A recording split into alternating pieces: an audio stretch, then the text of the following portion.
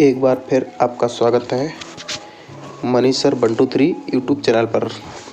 तो आज जो टेस्ट हुआ है उसका हम हल देने वाले हैं यहाँ पे। तो आइए बात करते हैं प्रश्न नंबर 1 की। तो प्रश्न नंबर 1 में दिया गया है 75, 80, 85 ... 120, 125 और 130 का योग क्या होगा।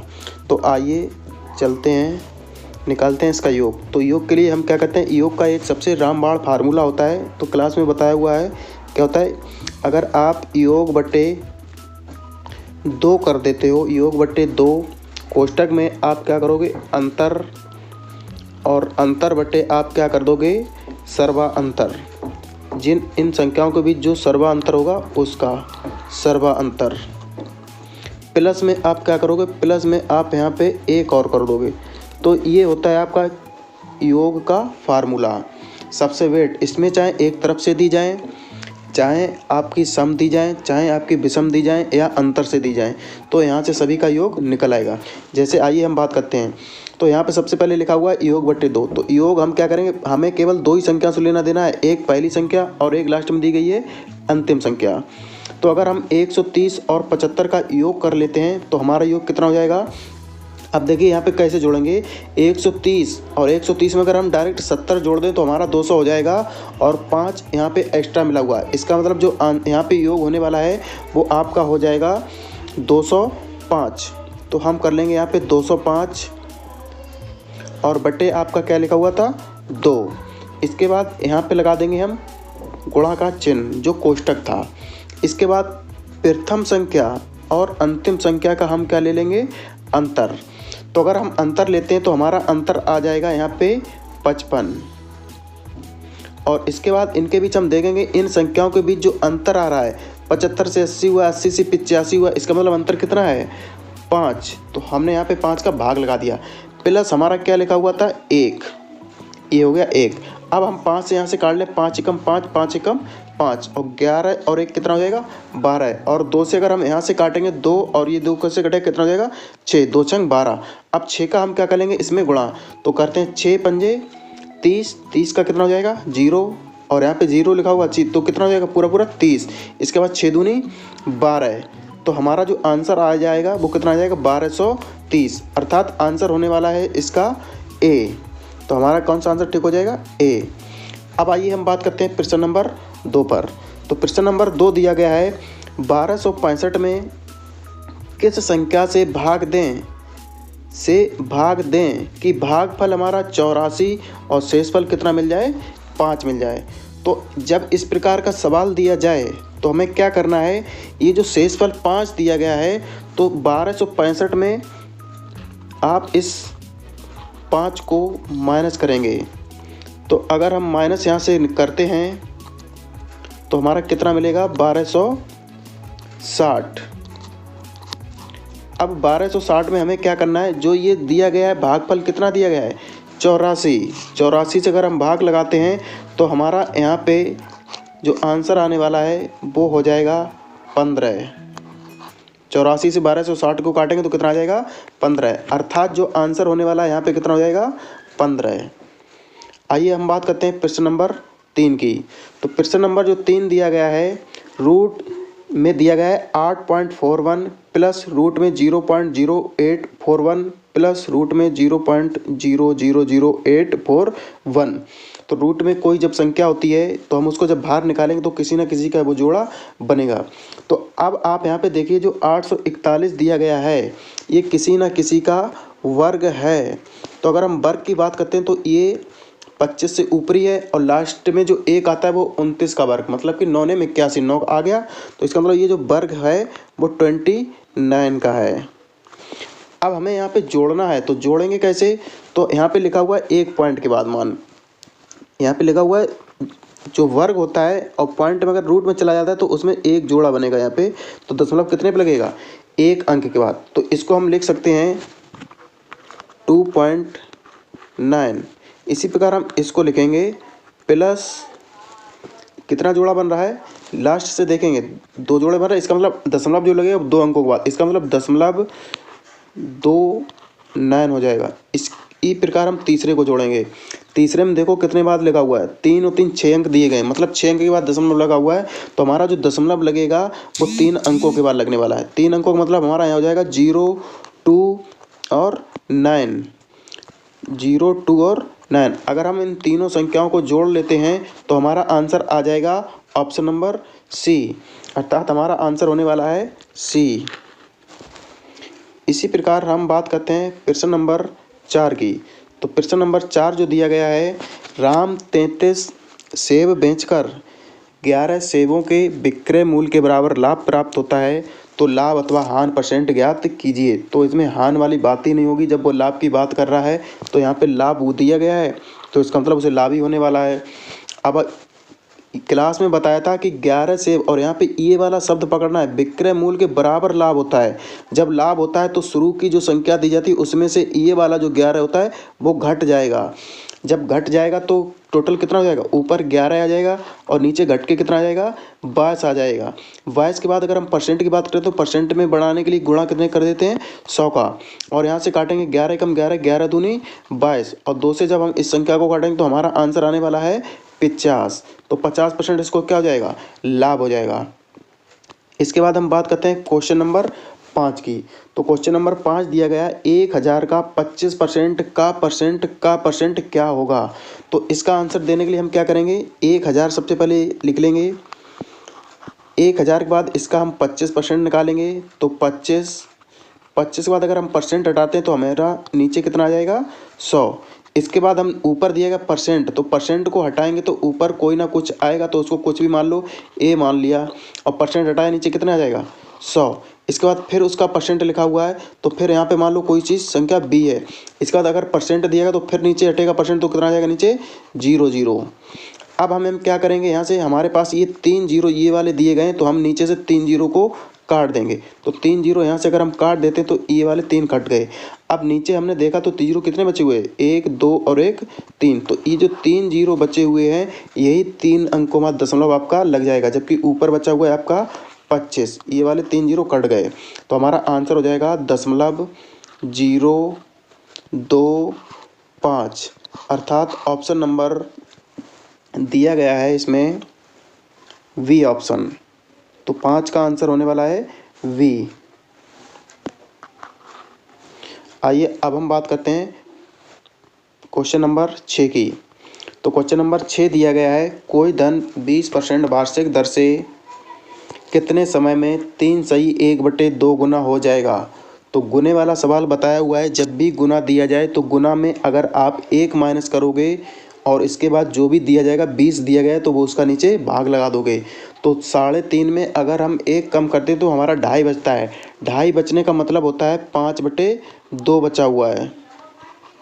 अब 5/2 में हम कितने का भाग लगा देंगे, इधर दिया गया है 20%, तो यहाँ पे लगा देंगे 20%। इसके बाद अगर परसेंट हटाएंगे तो ऊपर कितना चला जाएगा, 100 चला जाएगा। इसके बाद जो ऊपर वाला 2 है ये कहाँ चला जाएगा, आपका नीचे चला आएगा, ये 2 यहाँ से हट जाएगा। अब यहाँ से हम अगर काटते हैं 5 एकम 5, 5 चौकू 20 हो जाता है, और 4 दूनी 8 हो जाता है, और 100/8 का मतलब हमेशा क्या होता है, 12.5%, जैसा कि आपको क्लास में बताया हुआ है। तो आंसर हो जाएगा आपका डी नंबर। इसके बाद अगर हम बात करते हैं प्रश्न नंबर 7 की। तो दिया गया है, यदि मूलधन को 2 गुना, समय को 3 गुना। अब हम यहाँ से मूलधन मान लेते हैं, कितना मान लेंगे, 100। ये हो गया आपका मूलधन, और कह रहा है समय को 2 गुना। तो समय जो दिया है टी दिया है, इसको कितना भी मान लो आप, 10 मान लो, और दर दे दिया है तो दर को भी हम यहाँ पे क्या मान लेंगे, 10 मान लेंगे। कह रहा है मूलधन को 2 गुना, अगर यही 100 मूलधन था, इसको अगर हम 2 गुना करते हैं तो ये हमारा नीचे हो जाएगा 200। इसके बाद ये जो समय दिया गया है, समय को कह रहा है 3 गुना कर दो, तो 10 का 3 गुना हो जाएगा, 10 तियाँ 300, और दर जो है उसको आधा कर दो, तो आधा करने का मतलब है यहाँ पे कितना हो जाएगा, ये 5 हो जाएगा। अब ऊपर आप अगर देखते हैं तो सबका जो ब्याज बनेगा 10% के हिसाब से कितना बनेगा, 100 रुपया। जबकि अगर हम बात करते हैं 200 रुपये पे 30 वर्ष का 5% से दर से ब्याज कितना बनेगा, 5 तियो 15, 150, और 1.5 दूनी कितना हो जाएगा, 300। तो यहाँ पे जो ब्याज बनेगा जाके आपका वो बनेगा 300। अब सवाल जो पूछ रहा था कि वो कितने परसेंट ज़्यादा है, तो आप यहाँ से देखो 100 था वो 300 हो गया, इसका मतलब वो कितना बढ़ा हुआ है 200। किससे बढ़ा हुआ है 100 से, और 100 को 100 से ऊपर से काट देंगे तो बचेगा कितना आपका 200%। इसका मतलब जो आंसर होने वाला है इसका 200%, अर्थात ऑप्शन नंबर बी। आइए अब हम बात करते हैं क्वेश्चन नंबर 8 की।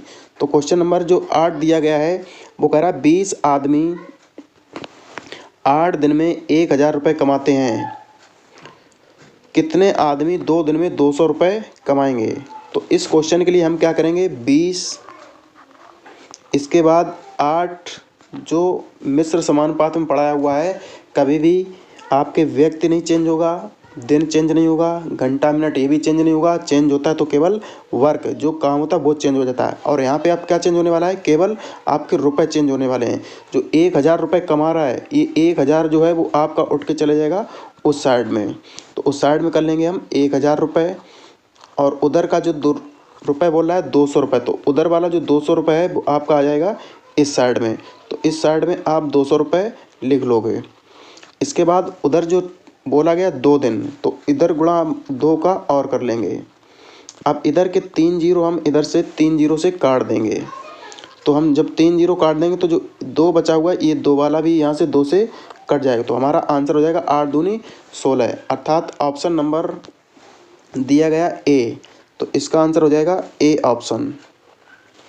इसके बाद अगर हम बात कर लेते हैं क्वेश्चन नंबर 9 की, तो क्वेश्चन नंबर 9 कह रहा है एक शंकु की ऊंचाई 10 सेंटीमीटर व त्रिज्या 6 सेंटीमीटर है, तो उसका आयतन क्या होगा। तो शंकु का जो आयतन होता है तो उसका फार्मूला आपको याद होना चाहिए, जैसा क्लास में लिखा चुके हैं, 1/3 गुणे पाई आर स्क्वायर, ये होता है आपका शंकु का आयतन का फार्मूला। तो यहाँ पे हमें पाई का मान रखना नहीं क्योंकि आंसर पाई में ही आ रहा है, तो इस वजह से हम लिखेंगे केवल 1/3, और आर यहाँ पे दे दिया गया है 6, यहाँ पे ऊंचाई और भी लिखना है अभी, तो ऊंचाई हो जाएगी पाई आर स्क्वायर एच, ये आपके बन गया आयतन का पूरा फार्मूला। अब इसमें आर का मान दिया गया, एच का मान दिया गया, तो यहाँ पे रख लेंगे। तो जब रखेंगे तो ऊपर हो जाएगा आपका 6 गुणे 6 गुणे 10, और नीचे आ जाएगा आपका 3, और ऊपर गुणे में 1 पाई और रहेगा। तो यहाँ से काट दें हम 3 एकम 3, 3 दूनी 6, और ये हो जाएगा 6 दूनी 12, और 12 में 1 जीरो और लगा दो तो कितना हो जाएगा 120, और ऊपर लिखा हुआ उधर पाई, तो इसका आंसर 120 पाई स्क्वायर हो जाएगा। तो ये ऑप्शन नंबर आपका दिया गया है डी, जैसा कि इस वाले में दिया है, तो ऑप्शन नंबर डी आपका क्या हो जाएगा आंसर। इसके बाद अगर हम बात करते हैं क्वेश्चन नंबर 10 की, तो कह रहा है लगातार 25 सम संख्याओं का औसत क्या होगा। तो लगातार अगर सम संख्याओं की बात होती है तो इसका जो फार्मूला होता है वो n+1 होता है, n+1, अर्थात जो संख्या दी गई उसमें अगर हम 1 जोड़ दें तो हमारा क्या हो जाएगा आंसर। तो इसका आंसर होने वाला है सी ऑप्शन नंबर 26। इसके बाद अगर हम बात करते हैं क्वेश्चन नंबर 11 है, पाई रेडियन का मान क्या होता है। तो पाई रेडियन का मान 180 अंश होता है, जैसा कि ऑप्शन नंबर ए दिया गया है। इसके बाद हम बात करते हैं क्वेश्चन नंबर 12 की, तो ए तथा बी की माता सी है, अर्थात कि जो ए है और बी है, यहाँ पे हम ए लिख लेते हैं और लिख लेते हैं बी, और इन दोनों की जो माता है वो ऊपर बना देंगे सी है। तो सी को किससे दर्शाते हैं वृत्त से। इसके बाद आगे कह रहा है सी ए का पुत्र है, सी का पुत्र ए है, ये जो ए है ये सी का पुत्र है, तो पुत्र को हम दर्शाएंगे त्रिभुज से। इसके बाद कह रहा बी का पुत्र नहीं है, एवं बी जो है वो सी का पुत्र नहीं, इसका मतलब पुत्र नहीं तो ये लड़की होगी इसकी। तो कह रहा ए बी का संबंध क्या, तो ये आपको लग रहा होगा यहाँ पे भाई बहन है दोनों, तो इसका आंसर हो जाएगा भाई बहन, ऑप्शन नंबर सी। 13 नंबर दिया गया है 1.36 के ऊपर वार कोष्ठक चढ़ा हुआ है, कह रहा साधारण भिन्न के बराबर होगा, तो इसका आंसर क्या होने वाला है। अगर हम बार ऊपर से हटाते हैं तो ये हो जाएगा 1.36 3 6 और बार हटाने का मतलब है नीचे 2 बार 9 आ जाएगा। अब जब 9 आ जाएगा तो हम 3 से काटें तो ऊपर हो जाएगा 3 एकम 3, 3 दूनी 6, नीचे हो जाएगा आपका 3 तुरका 9, 3 तुरका 9 और यहाँ पे 1 लिखा हुआ है तो 33 का 1 करेंगे और फिर 12 जोड़ देंगे। 33 एकम 33, 33 और 12, फिर उसको हम काट लेंगे। तो काटने के बाद जो हमारा फाइनली आंसर बनेगा वो हो जाएगा ऑप्शन नंबर ए 15/11।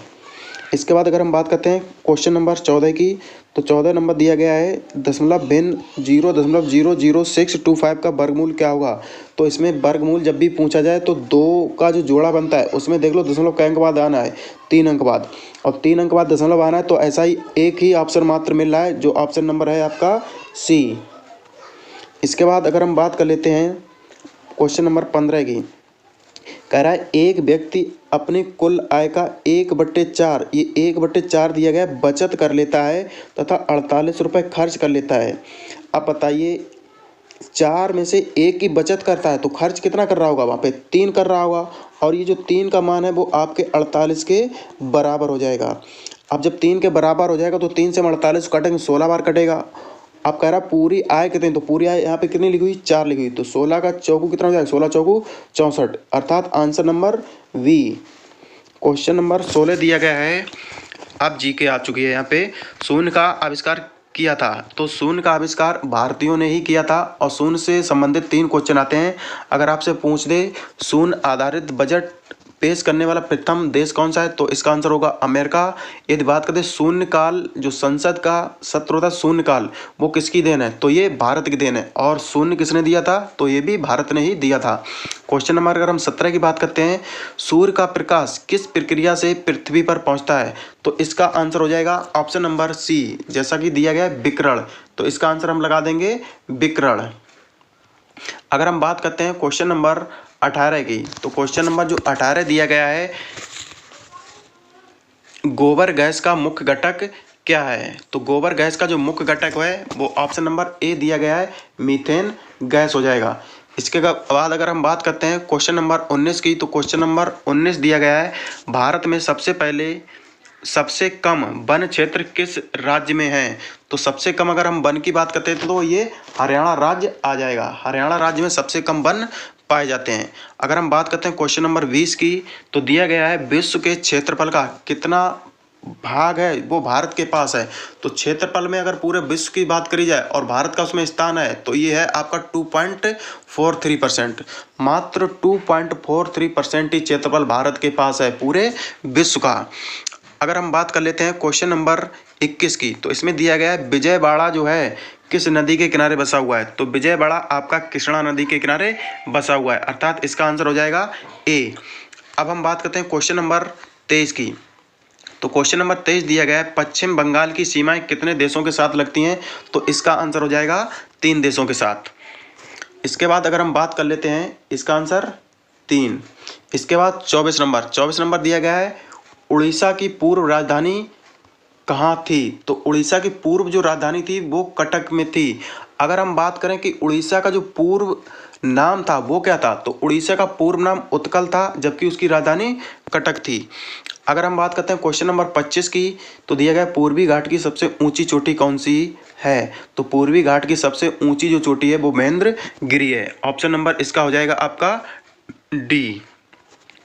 अगर हम बात करते हैं क्वेश्चन नंबर 26 की, तो दिया गया है नील नदी की देन किसे कहा जाता है, तो इसका आंसर हो जाएगा आपका मिस्र को।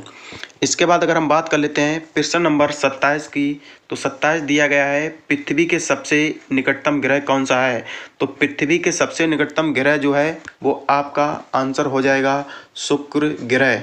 जबकि अगर हम बात कर लेते हैं सूर्य के सबसे निकट ग्रह कौन सा है, तो इसका आंसर हो जाएगा बुध। तो हमारा क्वेश्चन के हिसाब से आंसर शुक्र होगा। अगर हम बात करते हैं क्वेश्चन नंबर 28 की, किस राज्य में चंदन के घने जंगल हैं, तो चंदन के वन केवल कर्नाटक राज्य में ही ज़्यादातर पाए जाते हैं, और नटराज मूर्ति भी आपकी कर्नाटक। इसके बाद जोग प्रपात जो जलप्रपात है वो कहाँ है, वो भी आपका कर्नाटक है। इसके बाद क्वेश्चन नंबर 29 की बात कर लेते हैं, तो दिया गया है भारत के जो राष्ट्रीय ध्वज है उसकी लंबाई और चौड़ाई का अनुपात क्या होगा? ये शायद हर बच्चे को पता होना चाहिए। हमारा जो तिरंगा झंडा है उसकी लंबाई और चौड़ाई का अनुपात जो रहता है वो हमेशा 3:2 रहता है। तो इसका आंसर हो जाएगा ऑप्शन नंबर बी। अगर हम बात करते हैं क्वेश्चन नंबर 30 की, दिया गया है शोषण के विरुद्ध अधिकार किस भाग में वर्णित है? तो शोषण के विरुद्ध अधिकार जो वर्णित है वो आपका आंसर भाग 3 होना चाहिए, जो आपका क्वेश्चन किताब में बताया हुआ है। किताब क्या, क्लास में ही लिखा हुआ है 23 से 24। अगर हम बात कर लेते हैं 31, क्षेत्रफल की दृष्टि से भारत का कौन सा राज्य चौथे नंबर पर है? तो ये लेखपाली की जो पिछली बार परीक्षा हुई थी उसमें आया हुआ है क्वेश्चन। तो चौथे नंबर पर अगर बात कर ले तो हमारा यूपी जो है क्षेत्रफल की दृष्टि से चौथे नंबर पर आ जाता है। अगर हम बात कर लेते हैं क्वेश्चन नंबर 32 की, कह रहा है कि बियर तथा बुल शब्दों का प्रयोग किस क्षेत्र में होता है? तो बियर व बुल का प्रयोग जो होता है वो हमेशा शेयर मार्केट में होता है। तो यहाँ पे लिखा हुआ है ऑप्शन नंबर सी, शेयर बाजार। क्वेश्चन नंबर 33, राज्यसभा का गठन कब किया गया? तो इसका आंसर हो जाएगा ऑप्शन नंबर ए। राज्यसभा का जो गठन है वो 3 अप्रैल 1952 को किया गया था। इसके बाद अगर हम बात कर लेते हैं लोकसभा का गठन कब किया गया? तो लोकसभा का गठन 17 अप्रैल 1952 को किया गया था। जबकि राज्यसभा या लोकसभा की प्रथम बैठक की बात करता है तो 13 मई 1952 को हुई थी। आइए अब हम बात करते हैं नेक्स्ट क्वेश्चन की। तो दिया गया है भारत के राष्ट्रपति को कितने प्रकार की वीटो पावर प्राप्त है? तो भारत के जो राष्ट्रपति हैं उनके पास 3 प्रकार की वीटो पावर प्राप्त हैं। क्वेश्चन नंबर अगर हम 35 की बात करते हैं, यूरिया में नाइट्रोजन का प्रतिशत कितना है? तो यूरिया में अगर नाइट्रोजन के प्रतिशत की बात करेगा तो ऑप्शन नंबर ए 46%। इसके बाद अगर हम बात करते हैं, यदि सफ़ेद को लाल, लाल को पीला, पीला को हरा और हरा को नीला कहा जाए तो हल्दी का रंग कैसा होगा? तो यहाँ पे आपको देखना है हल्दी का रंग हमेशा पीला होता है, लेकिन यहाँ पे पीले रंग को किससे दर्शाया जा रहा है उसको पकड़ना है। तो पीले रंग को यहाँ पे दर्शाया जा रहा है हरे से, पीला को हरा, तो पीला को हरा बोला जा रहा है। इसका मतलब ऑप्शन नंबर जो हो जाएगा आपका बी, हरा। इसके बाद क्वेश्चन नंबर 37, निम्न में कौन सी एक संख्या अन्य से भिन्न है? तो यहाँ पे देखिए आपके ए बी सी ये तीनों क्या है, घन है, जबकि ऑप्शन नंबर डी जो है वो आपका एक वर्ग है। इसके बाद 38 नंबर, 38 दिया गया है, एक गिलहरी किसी पेड़ पर 6 मीटर प्रति मिनट की चाल से चढ़ती है और 6 मीटर चढ़ने के बाद वह 4 मीटर नीचे फिसल जाती है। वह 120 मीटर ऊंचे पेड़ पर कितने समय में पहुंचेगी?